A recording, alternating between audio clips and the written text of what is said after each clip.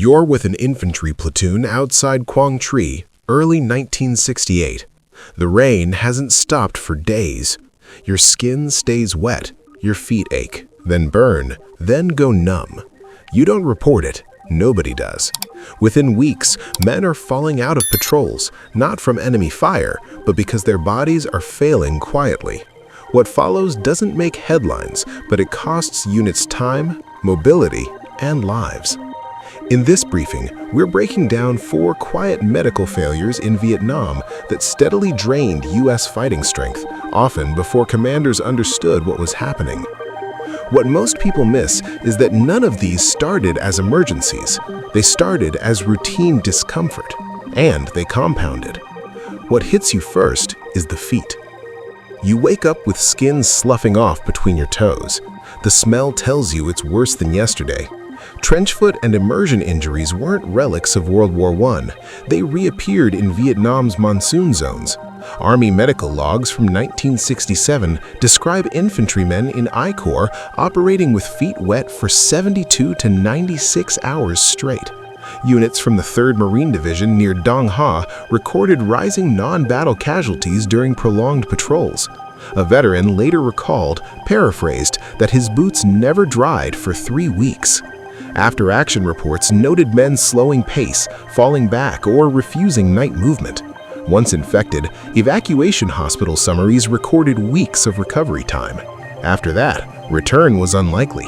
And once your feet go, everything else follows. And once you realize rest won't fix it, the gut starts to fail. Diarrhea wasn't occasional, it was constant.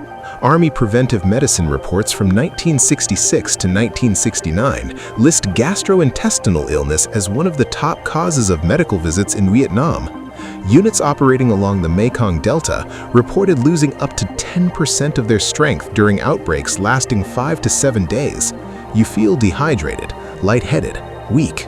You still patrol. Unit journals from the 9th Infantry Division mentioned squads rotating men off point because they couldn't keep pace. A corpsman later paraphrased that everyone had it, no one wanted to admit it.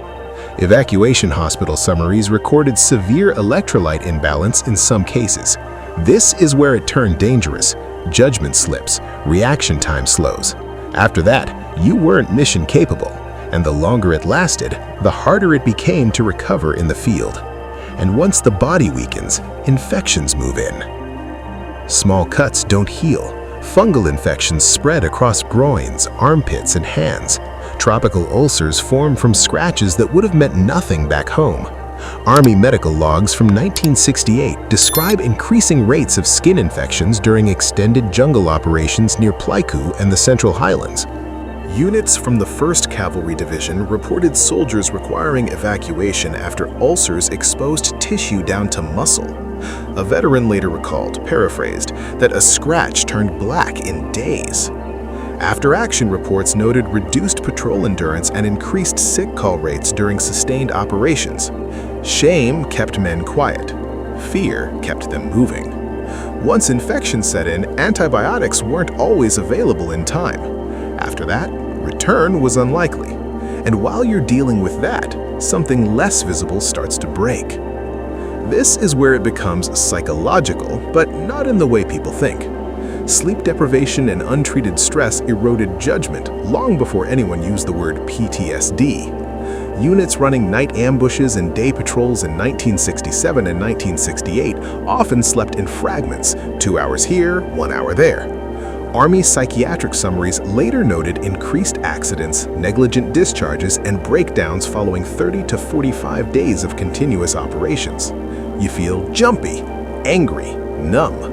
A platoon sergeant later recalled, paraphrased, that men stopped trusting their own reactions.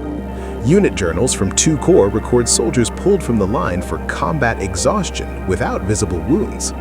Once evacuated, many didn't come back, and the unit kept moving short-handed, often without understanding why cohesion was slipping. And once all of that stacks together, the damage accelerates.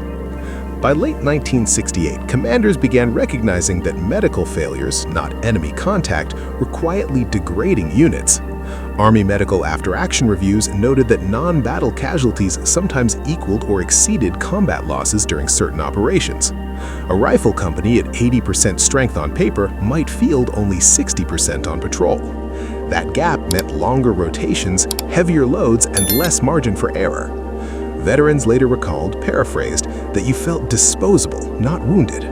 Once that belief set in, discipline suffered, trust suffered. After that, recovery wasn't just physical, it was structural.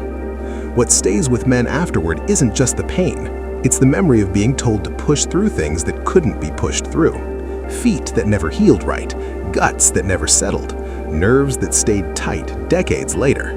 These weren't failures of courage, they were failures of systems not built for that environment, that pace, or that duration. The men adapted, their bodies paid for it. And long after the patrols ended, the consequences stayed with them, quietly, persistently, and often unseen.